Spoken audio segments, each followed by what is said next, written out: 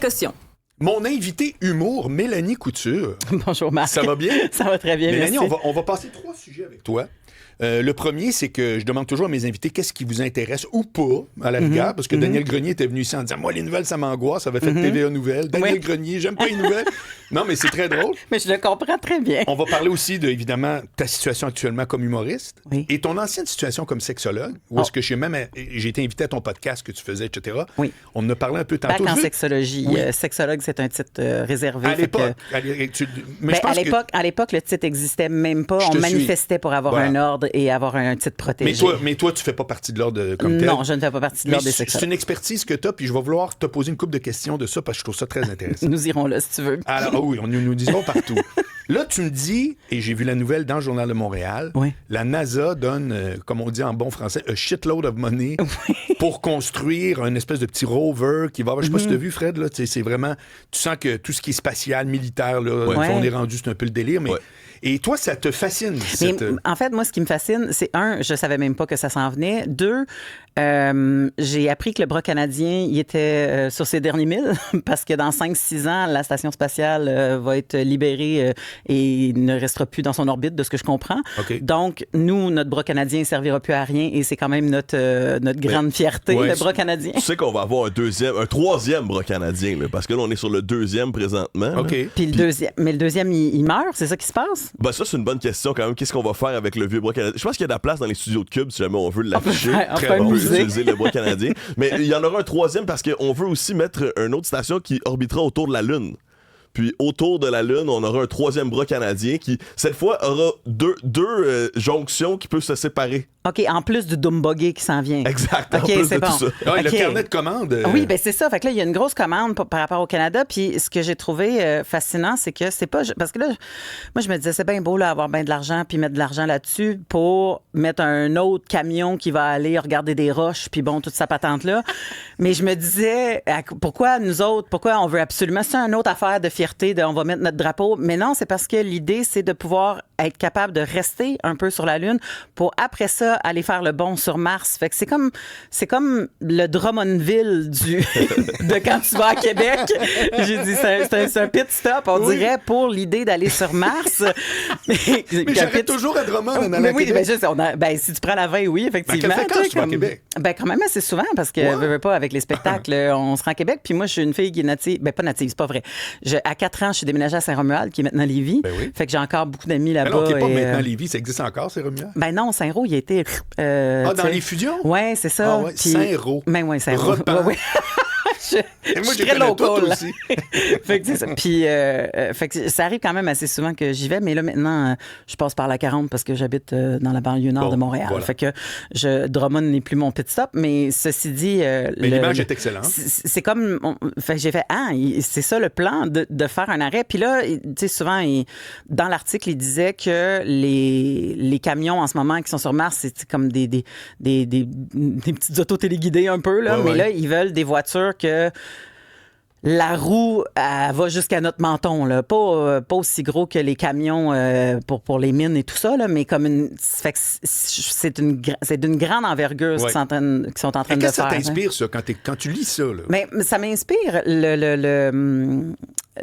la curiosité, beaucoup de curiosité, mais aussi beaucoup de stress, parce que moi, le néant de l'espace me fait plus peur que me fait du bien. Ah bon? Il y en a d'autres, tu sais, on dirait que c'est l'infini possibilité. Oui. Moi, c'est l'infinie possibilité de te perdre. Oui.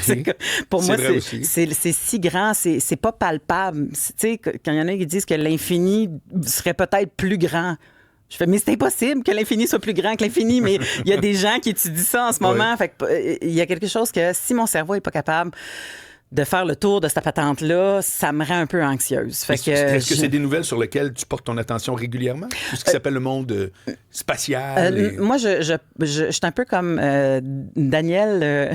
J'ai tendance à porter mon attention sur les nouvelles positives pour garder un cerveau plus sain. Et ça, je trouvais que c'était très positif. Tu sais, comme tout ce qui est de l'avancement, les technologies, les percées médicales, tout ça, pour moi, je trouve ça 1000 fois plus intéressant que de savoir que ça va mal. Parce qu'on le sait que ça va mal, puis à un moment donné, mon cœur, mon cerveau, ma tête peut prendre jusqu'à un certain niveau de ça va mal. OK. Puis quand tu regardes l'actualité en général, ton attention est portée sur quoi? Tu sais, mettons, rappelons-nous dans le temps quand on ouvrait un journal puis qu'il y avait le Cahier Week-end, tout pas qu'il y avait, ça existe encore. Mais j'allais vite vers les arts et spectacles. Oui, OK. Tu sais, comme parce que j'étais curieuse de voir qui faisait quoi en ce moment, puis qui était, tu sais, les livres qui sortaient, puis bon, ces choses-là. Ça, pour moi, c'est le bout qui était le plus intéressant. Après ça, bien sûr, l'actualité, tu veux pas, c'est dans ta face sur le feuille. Puis en vieillissant, la politique m'a intéressée, mais pas au début. OK. Là, aujourd'hui, plus. Plus. Maintenant, je suis plus intéressée. Tu sais, quand t'es jeune, tu comprends à peine c'est quoi la gauche de la droite, c'est quoi le centre, c'est quoi à la rigueur, ça t'intéresse juste pas. Ça t'intéresse pas. T'es pas tant concerné, malheureusement, c'est triste. Mais moi, mon premier vote était quand même assez intense parce que le premier vote que j'ai fait, c'était pour la séparation. Ton premier vote, c'était le référendum? C'était le référendum. Lequel des deux? 95, oui, c'est ça, exactement. Okay. Fait que t'avais même pas encore voté pour un parti. J'avais jamais rien voté. Il fallait que je vote pour... T'étais-tu très militante? Pas tant, non. Mais tu sais, je pense que j'ai pas voté pour les bonnes raisons, dans le sens qu'à 18 ans, j'avais une idée précise de ce que je voulais moi, puis pas ce que... Puis tu sais, écoute, je le dirais aujourd'hui, puis les gens me pitcheraient des roches, là. Tu sais, nous autres, notre famille travaillait pour le fédéral, fait que dans ma tête, si on se séparait, il fallait qu'on déménage dans ma famille en Alberta, puis ça me tentait de déménager dans ma famille en Alberta. Bon, tu vois. Fait que j'ai pas voté pour les bonnes raisons. T'avais des raisons. Tu t'es dit, attends un peu, là, on va réfléchir. Hein? On va être collectif. C'est pas... Fait que tu sais, des fois, le vote à 16 ans, puis le vote à 18 ans, puis le vote à... En tout cas, ça demande une certaine... Es-tu pour ça? Parce qu'on a parlé de ça récemment. Ben oui, c'est ça que j'ai entendu, exactement. Oui, puis... Aimes-tu l'idée? Mais le problème, c'est que ça demande du coaching, du mentorat, de l'intérêt. Et je pense qu'après ça, tu dis, bon, mais c'est qui coach ces gens-là? Est-ce que c'est des gens qui sont vraiment objectifs ou c'est des gens qui essayent de passer un agenda? T'es-tu en train de me dire que chaque électeur est un grand spécialiste Pantoute. Bon, c'est ça. Pantoute. Mais si on veut commencer à 16 ans, je me dis qu'à quelque part, il faut au moins qu'on démêle un peu c'est quoi la politique, puis... Je me souviens pas tant que ça de n'avoir entendu parler au secondaire quand j'étais jeune. Là. Rendu en secondaire 4 ou 5, je pense que tu choisissais entre sciences physiques et sciences pures, puis politique et histoire. Fait que si tu choisissais pas politique et histoire, tu n'avais pas de cours de politique. Non. C'est peut-être différent maintenant aujourd'hui, par exemple. Alors là, rentrons dans l'académique parce que tu as choisi une formation en sexologie. Oui, j'ai fait un bac en sexo. Qu'est-ce qui... Parce que c'est fascinant. Moi, quand j'ai été reçu, on s'en parlait tout à l'heure, quand j'ai été reçu à ton podcast... Tu poses des questions qu'on a, tu sais, puis c'est pas des questions d'ordre sexuel, t'es pas une urologue, là, tu sais, les fois, des gens... Non, mais c'est psychologie, c'est super intéressant. Puis souvent, tu me posais des questions que, même moi, j'avais pas réfléchi à ça. Je faisais comme, attends un peu, d'où ça vient, pourquoi, c'est quoi ton attitude par rapport à... C'est très intéressant, ça définit beaucoup plus les gens qu'on pense. Mais qu'est-ce qui fait que toi, tu t'es dit, hey, moi, je m'en vais faire 3 ans là-dedans? Parce que ça peut être psycho, ça peut être éducation. À la base, je vais être très honnête, c'est un peu une erreur de parcours parce que mon projet principal, c'était de devenir physiothérapeute pour être la première physiothérapeute femme derrière le banc du Canadien. Ça, c'était mon objectif quand j'avais 15-16 ans. Traites-tu encore sur le hockey? J'aime encore le hockey. Je connais moins le nom des joueurs. À la place d'avoir envie de les dater, j'ai envie de leur faire de la lasagne. J'ai vieilli. Mais tu sais, mais ça me tentait quand même d'avoir une expertise au niveau de la physiothérapie parce que je voyais souvent mon père être soigneur dans les équipes sportives de mon frère quand j'étais jeune, puis je trouvais ça cool, ce rôle-là. Puis... Mais j'ai tellement détesté tout ce qui était maths, chimie et tout ça, et c'est ça que ça prenait, sciences, santé, pour aller en physio. Que je suis allée voir l'orienteur et c'est là que l'orienteur m'a orientée vers un métier, en fait, qu'il fallait que je partage des connaissances. C'était un peu ça l'idée. Partage tes connaissances. Je pense que tu as un talent avec ta voix, puis bon, que communication, etc. Puis, tu sais, quand tu es au cégep, la seule idée d'enseignement que tu as, c'est les cours au secondaire. Puis je voyais aucune matière qui m'intéressait. Puis là, il m'a dit, attends un peu, on va ouvrir tes horizons. Puis c'est là qu'il m'a parlé de la psychologie, de la sexologie, de la sociologie, toutes des matières que tu abordes pas vraiment au secondaire. Et j'ai vraiment accroché sur la sexologie parce que chez moi, c'est un milieu très ouvert par rapport à ce sujet-là. Puis je me rendais compte que ça ne l'était pas du tout chez mes autres amis. Précise-moi quand tu dis chez nous, c'est très ouvert. Exemple, à 12 ans, chez moi, on a célébré mes règles. J'ai reçu des fleurs, une carte, un gâteau. T'es rendu dans le monde des adolescentes. Bravo pour les rituels de passage. Mon Dieu, on ne dira pas ça. Pantoute. Je comprenais pas pourquoi les filles cachaient leur tampon quand moi, j'avais le goût de le montrer à tout le monde pour dire hey, je suis rendue rendu là dans ma vie. J'ai passé cette étape-là. Puis je me souviens d'être arrivée à l'arrêt d'autobus puis dire à tout le monde, hey, je suis menstruée. Mais j'étais super contente. Puis là, c'est là que j'ai senti que ça se passait pas pareil ailleurs. Puis plus ça allait, puis plus je discutais de ces sujets-là, puis plus mes amis me posaient des questions pour que je les pose à ma mère, pour qu'après ça, je revienne et que je donne la réponse à mes amis, parce que chez elle, il n'y avait pas ce sentiment-là de sécurité ou d'ouverture ou peu importe, où ils ne se sentaient pas assez bien pour pouvoir. Pour toi, c'était un moteur de dire je vais contribuer à ce que la porte ouvre. Là. Oui, puis tu sais, étant donné que je me suis rendu compte que je le faisais de façon naturelle puis que c'était vraiment pas un sujet qui me gênait, ben je me suis dit, déjà là, j'ai une avance sur bien du monde. Fait que je suis aussi bien d'aller voir qu'est-ce que ça peut être. Puis ça a valu beaucoup la peine, je crois, parce que, tu sais, à part, tu sais, comme nos grandes pionnières comme Jeannette Bertrand qui a parlé de sexualité puis qui a décomplexé pas mal le Québec par rapport à ça.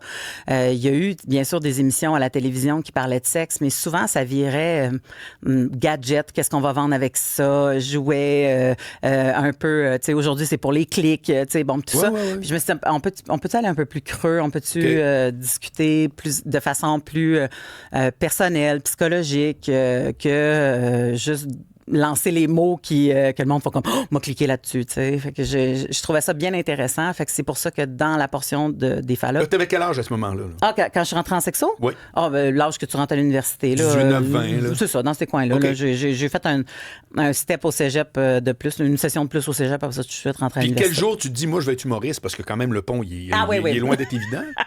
Oui, c'est pas le même, ça. Je sais que tu l'utilises beaucoup dans ta proposition. Oui, je parle beaucoup de sexualité sur scène de façon beaucoup plus légère, là, par exemple. Mais en fait, c'est parce que je travaillais auprès des femmes victimes de violences conjugales pendant plusieurs années. J'enseignais un programme d'éducation pour la santé sexuelle. Exactement. Puis l'idée, c'est de trouver un équilibre dans ta vie, parce que si ta journée est un petit peu plus lourde, tu veux avoir quelque chose qui est plus léger. Fait que j'ai fait des cours de n'importe quoi, là, des cours de salsa, des cours d'espagnol. Puis à un moment donné, je suis tombée. T'es allé, genre, on ferme les yeux puis on pige dans le tas. Oui, on pige dans le tas. On essaie des affaires. On essaie des affaires, mais surtout pour fréquenter des hommes autres que les histoires, des récits d'enfer que j'entendais. Parce que je me disais, je peux pas me faire... Tu sais, moi, j'étais célibataire dans ce temps-là, puis je peux pas me faire une opinion des hommes qui est juste basée sur ce que j'entends à journée longue. Fait que c'était vraiment agréable de côtoyer autrement, même si j'étais consciente qu'il y avait des bons hommes partout. Là. Mon père, mon frère, tout ça, ça existait déjà. Là. Ceci dit, à un moment donné, je suis tombée sur École nationale de l'humour, puis j'ai dit, tiens, si je suis pas drôle, je vais aller rire, ça va être le fun, ça va être léger. Puis j'ai tellement trippé à T'as commencé avec un cours du soir? Ou un cours du soir, oui, un cours du soir. Tout le monde peut aller au cours du soir. 18 ans et plus, tu payes, puis merci, bonsoir. Puis j'ai rencontré 2 filles avec qui j'ai super gros trippé. On a décidé de faire le 2e cours, puis le 2e cours, ça finissait par faire un numéro dans un bar. Puis quand je suis débarquée de scène, la professeure m'a dit, est-ce que tu utilises ce numéro-là pour faire ton audition pour le programme temps plein? Puis je suis partie à rire. Puis j'ai fait, ben non, moi j'ai une job, là, je suis pas... Puis elle m'a dit, c'est pas une assez bonne raison. Fait que c'est là que j'ai comme fait... C'est que t'avais pas envisagé ça? Pas en tout. Non, c'était pas du tout dans mon parcours. Mais je pense que c'est ça qui a fait que j'avais pas le même stress que des personnes qui en rêvent. Donc, j'ai auditionné avec un niveau de stress qui devait être complètement différent des gens que c'est leur souhait le plus cher depuis qu'ils ont 14 ans puis qui écoutaient des galas puis je sais pas trop quoi. Fait que moi, je suis embarquée là-dedans avec une certaine naïveté, un certain plaisir en me disant, ben garde, je vais le faire. Ils vont me refuser, je vais continuer ma vie en paix. Puis je me serais pas dit à 40 ans, j'aurais donc peut-être dû essayer. T'sais. Ce qui en soi est une très bonne démarche. Ben, je pense que oui. On est allé... Non, mais même si ça avait arrêté là... Oui, c'est ça. Exact. Puis finalement, à chaque étape, parce qu'il y a plusieurs étapes pour l'École nationale de l'humour, à chaque étape, on me disait oui. Puis là, quand on m'a dit oui officiellement, ben là, j'ai dit, il faut falloir que je prenne une décision. Puis la décision était quand même assez simple à prendre parce que je me disais, bon, ben, t'as pas de dette, t'as pas d'enfant, t'as des REER, sors ça, va essayer des affaires. Si ça fonctionne en humour, t'intégreras des connaissances de sexualité dans l'humour. Puis si ça fonctionne pas, t'intégreras tout ce que tu as appris en humour dans tes enseignements parce que c'est super pertinent d'avoir de l'humour quand tu es professeur ou que tu enseignes parce que je pense que ça prend des fois ce qu'on appelle des comic release. Là. Je sais pas exactement en français, là, mais comme quelque chose pour diminuer la tension. Puis on comprend que quand tu travailles... Rire pour rire. Oui, rire pour rire. Puis avoir du fun, puis mettre une légèreté dans des sujets qui peuvent être très lourds. Fait que je pense que ça m'aurait servi d'un bord ou de l'autre. Puis finalement, je suis sortie de l'école, puis je suis jamais retournée en sexo. Puis... C'est quoi ta vision de l'humour actuellement? Ben, je pense qu'il y a... Trouves-tu que ça roule bien? Trouves-tu qu'il y a une bonne relève? Est-ce que tu as l'impression que... Y a-tu des trous qui sont pas comblés? Comment tu vois ça? Ben, je sais pas s'il y a des trous qui sont pas comblés, mais j'ai vécu quelque chose quand même d'assez intéressant récemment quand j'ai fait le gala des décennies à Juste pour rire. Puis, il te demandait de ramener des numéros que tu faisais dans l'année que tu as commencé. Tu sais, fait que dans les années 2000, moi, c'était dans les années 2000. Ouais. Et il y a Kathleen Rouleau qui a fait un numéro des années 2000, mais qui était un personnage. Et on a pleuré de rire. Et le public tripait. Puis j'ai fait, hey, c'est vrai qu'il n'y a plus beaucoup de personnages. Ça l'a amené une fraîcheur à tous les stand-up qu'il y avait là. Fait que je pense qu'il va peut-être avoir. Puis tu sais, on le voit justement en podcast, on le voit aussi sur le web. Tu sais, il y a de plus en plus de personnages qui se créent. Fait que je me dis peut-être que les personnages vont retrouver la cote d'ici quelques années. Pourquoi ça a arrêté? Moi, je vais te dire mon hypothèse. C'est qu'il y a eu un snobisme autour de ça, de la part de les tenants, les ténors du stand-up pur et dur pour qui un personnage, c'est bas de gamme. Mais jamais le public a pensé ça. Jamais. Je pense pas que le public a pensé ça du tout. Effectivement. Je pense aussi qu'à un moment donné, il y avait le stand-up pur. Tu sais, le pur, la pureté du stand-up que t'arrives, qu'il y a pratiquement pas de décor, que tu as un tabouret, un micro, finalement. C'est le texte qui gagne. Ouais. Puis on dirait que c'était une façon de prouver que tu étais supérieur à tout le flafla que pouvait avoir le reste. Je pense pas que c'est vrai, toutefois, parce que je pense que c'est aussi dur de faire rire en personnage que ça peut l'être en stand-up. Parce que pour avoir un personnage crédible que les gens s'attachent, il faut qu'il soit bon, ton personnage. Là, parce qu'il y en a en masse des personnages qui sont morts dans l'œuf. Oui. C'est sûr. Je me souviens d'avoir vu un humoriste qui est plus là du tout. Il s'appelait Poirier. C'était quoi dans son nom? Il était avec Guy Nantel. Ça fait 20 ans de ça. Il y avait comme un genre de duo, là. OK. Puis lui, il faisait le même numéro, mais après, il changeait de personnage. Je le voyais au Dagobert à Québec. Je faisais, je connais son texte, mais là, tout à coup, c'était un robot. La fois d'après, c'était une poupée. Oui, vraiment. C'est bien drôle. Mais non, mais c'est parce que je suis surenchéri sur ce que tu dis. C'est pas vrai que tu fais un personnage, c'est réglé. Là. Non, effectivement. Il y a 1000 affaires. Effectivement. Puis il y a des choses, des fois, qu'ils passent pas en vrai, mais que ça passe en personnage. François Bellefeuille, ses textes, il les faisait en lui-même avant de les faire un peu dans le scientifique fou qu'on connaît. Oui, c'est bien dit. Puis tout le monde trouvait ça bien bizarre. Parce qu'on était comme, voyons, le vétérinaire intelligent qui part avec un bébé dans un... Tu sais, ça marchait pas. Puis quand il est devenu l'autre, ben, tu sais, là, ça a fonctionné au bout. Tu sais, François Bellefeuille, ça reste un personnage. Exact. Je pense que, tu sais, les shows d'humour, ce sont... Tu sais, le temps est moins long, là. On fait plus des shows de 2 heures avec un entracte, là. Ça existe plus, là. C'est 1h15 à peu près, puis il n'y a pas d'entracte souvent. Fait que je pense que d'aller te changer, de faire... Tu sais, il n'y a plus non plus de paravent où est-ce que tu t'en vas derrière. Il n'y a même plus de noir entre les numéros. C'est comme un fil conducteur de tout. Fait que on rend ton sort. Ça rend les personnages un peu compliqués quand tu n'as pas vraiment de temps pour aller te changer. Tu parles de mise en... On pourra en parler pendant 20 ans, mais tu parles de mise en scène, mais pourquoi pas faire un black? Il faut arrêter de penser que tout à coup, parce que c'est une espèce de mode à l'interne. Mais je trouve que Carole l'a bien fait. Il faut aller à la pause, Fred, mais tu vas poser ta question. Pose-la tout de suite. Mais c'est tellement intéressant parce que avec les codes de l'Internet, maintenant, un personnage s'est rendu une mop sur la tête puis un accent. Ça a besoin d'être moins développé qu'à l'époque. Donc, peut-être qu'il y aura une vague qui reviendra là, vers les personnages de suite à ce que tu as découvert récemment. Mais moi, je le souhaite, honnêtement, parce que si c'est drôle, c'est payant. Là, à un moment donné, il faudrait pas... c'est pas un exercice de rhétorique. Là. Non. C'est le but, c'est supposé être drôle. Là, oui, c'est ça. Bouge pas, Mélanie Couture, reste avec nous.